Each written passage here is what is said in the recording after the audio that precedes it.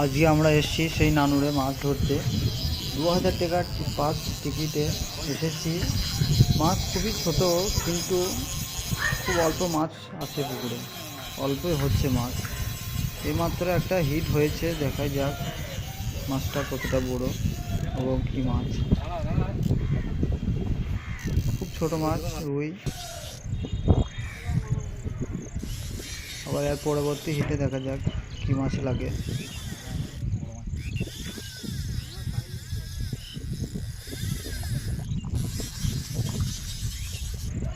এই মাছটা একটু বড় বলে মনে হচ্ছে, কাতলা মাছ মনে হয়। দেখা যাক কি হয় এটা।